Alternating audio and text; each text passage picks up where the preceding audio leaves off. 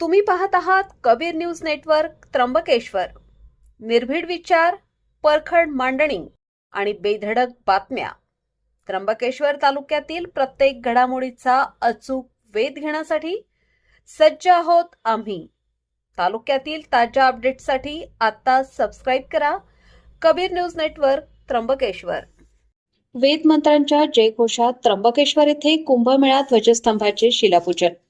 नमस्कार, मी Amita Gawande. Kabir news network मध्ये आपले स्वागत आहे। 31 ऑक्टोबर 2026 पासून सुरू होणाऱ्या सिंहस्थ कुंभमेळ्याचे पडघम आता त्र्यंबकेश्वर नगरीत वाजू लागले आहेत। याच पार्श्वभूमीवर आज कुशावर्त तीर्थावर 31 फूट उंच ध्वजस्तंभाचा भव्य शिलान्यास सोहळा संपन्न झाला। वेद मंत्रांच्या जयघोषात आणि साधू संतांच्या आशीर्वादाने आज कुंभमेळ्याच्या ध्वजस्तंभाची पहिली शिळा रचण्यात आली। या मंगल प्रसंगी श्रीराम जन्मभूमी न्यासाचे कोषाध्यक्ष परमपूज्य स्वामी गोविंद देवगिरी महाराज, कुंभमेळा तथा जलसंपदा मंत्री गिरीश महाजन, अखिल भारतीय आखाडा परिषदेचे अध्यक्ष श्री महंत रवींद्रपुरी महाराज, महामंत्री श्री महंत हरिगिरीजी महाराज आणि श्री महंत शंकरानंद सरस्वती महाराज यांच्या शुभ हस्ते शास्त्रोक्त पद्धतीने श्री गणपती पूजन, वरुण पूजन, पुण्याह वाचन आणि श्री गंगा पूजन करण्यात आले। या ऐतिहासिक क्षणाचे साक्षीदार होण्यासाठी राजकीय आणि प्रशासकीय क्षेत्रातील सर्वच मान्यवर उपस्थित होते। यात खासदार राजाभाऊ वाजे, आमदार हिरामण खोसकर, नगराध्यक्षा त्रिवेणी तुंगार सोनवणे, उपनगराध्यक्षा मंजू वारुंसे, माजी नगराध्यक्ष रवींद्र सोनवणे यांच्यासह नगरीचे सर्व नगरसेवक आणि नगरसेविका उपस्थित होत्या। प्रशासकीय बाजूने विभागीय आयुक्त प्रवीण गेडाम, कुंभमेळा आयुक्त शेखर सिंग, जिल्हाधिकारी आयुष प्रसाद, नूतन पोलीस अधीक्षक DS स्वामी, पोलीस उपाधीक्षक वासुदेव देसले, तहसीलदार गणेश जाधव आणि मुख्याधिकारी गोविंद जाधव यांनी हजेरी लावली। तसेच भाजपचे ज्येष्ठ नेते लक्ष्मण सावजी, जिल्हाध्यक्ष सुनील बच्छाव, पुरोहित संघाचे अध्यक्ष मनोज थेटे व इतर पदाधिकारी मोठ्या संख्येने उपस्थित होते। विश्वातील युद्ध थांबून शांती प्रस्थापित व्हावी आणि मानवजातीचे कल्याण व्हावे अशी प्रार्थना आम्ही केली आहे। जगभरातील भाविकांनी या कुंभमेळ्यासाठी यावे। स्वामी गोविंद देवगिरी महाराज। हा कुंभमेळा साधू संतांचा आहे। 10 कोटी भाविक येण्याची शक्यता असल्याने केंद्र आणि राज्य सरकारतर्फे कोट्यावधींचा निधी खर्च करून भव्य घाट आणि सुविधा निर्माण केल्या जातील असे गिरीश महाजन यांनी सांगितले। तर हजारों करोड़ रुपए हमारे तीर्थ क्षेत्र है, हमारे जवान है, इनके लिए सरकार, केंद्र सरकार हो, राज्य सरकार हो, खर्चा करे। त्र्यंबकेश्वर में भी हमें कॉरिडोर बनाना है और जितने भी अतिक्रमण निकले हैं जो भी सभी की व्यवस्था की जाएगी। श्री महंत हरिगिरी महाराज यांनी त्र्यंबकेश्वर ते नाशिक आणि पुढे 20 किमी अशा एकूण 50 किलोमीटर अंतरावर गोदावरी नदीच्या दोन्ही बाजूला घाट बांधण्याची आग्रही मागणी केली। आज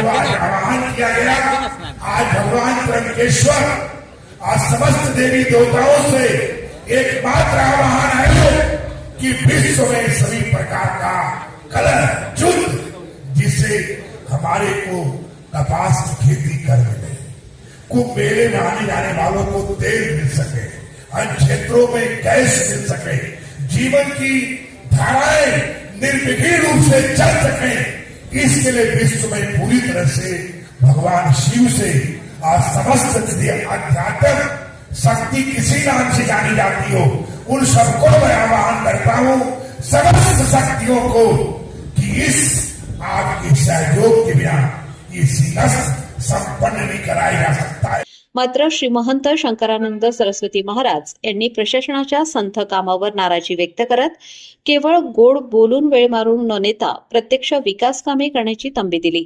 सुरुवात झाली आहे, परंतु आजपर्यंत मिटिंगाचा कुंभमेळा दिसतोय।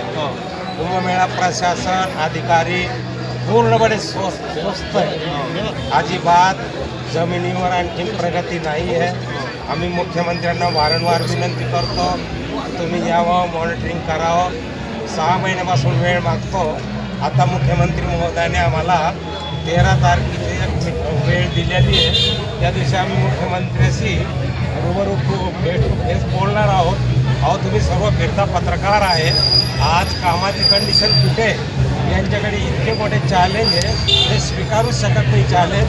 हे जे बोलतात हे फक्त लोकांना गोड बोलण्यापुरतं दिसतं, वास्तविक त्यांचं कामं मेळा येईपर्यंत होणारच नाही। तुम्ही त्र्यंबकमध्ये फिरा, तुम्ही पत्रकार आहे, नाशिकमध्ये काय कंडिशन? गेल्या वेळी तुम्ही सर्व समाधान गोड बोलतायत, अधिकारी मिळतात, गोड गोड बोलतात, सगळे बोलतात, आम्हालाही बोलवलं असतं, पण ते नुसतं असं गोड बोलून फक्त फसवणुकीच्या पुढे काहीच दिसत नाही.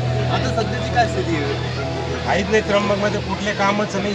आखाड्यात जे फक्त जे त्यांनी मूलभूत सुविधा दिल्या त्याचे फक्त खड्डे खोदून ठेवले. संत निवासाचं काम नाही. शहरातील कुठले कामं आणखी सुरुवात नाही. नाशिकला रोड तसे पडले. तुमचा घोटी त्र्यंबकेश्वर हा हायवे आणखीन याची सुरुवात नाही.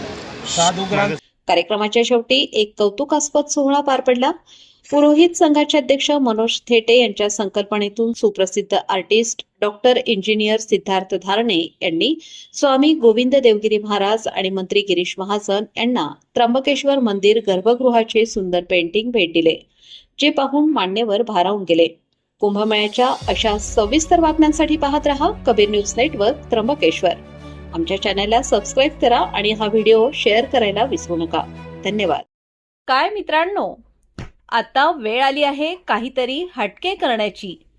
नाशिकच्या त्र्यंबकेश्वरमध्ये निसर्गरम्य ब्रह्मगिरी पर्वताच्या सानिध्यात आता अनुभवा आकाशातील थरार. तेजोमय ॲडव्हेंचर्स क्लब घेऊन आले आहेत परबोट्रिंग.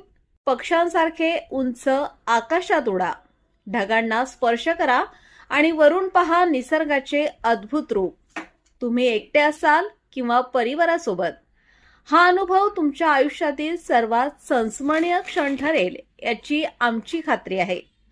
सुरक्षेची पूर्ण काळजी. मग वाट कसली पाहताय? आजच या आणि घ्या स्वप्नवत भरारी. आमचा पत्ता Kadlak farm house, Pimplad road, Trimbakeshwar. वेळ सकाळी 6:30 ते 10 आणि संध्याकाळी 4 ते 7. संपर्क 7666195370 आणि 7448020114. तेजोमय ॲडव्हेंचर्स क्लब, घ्या उंच भरारी.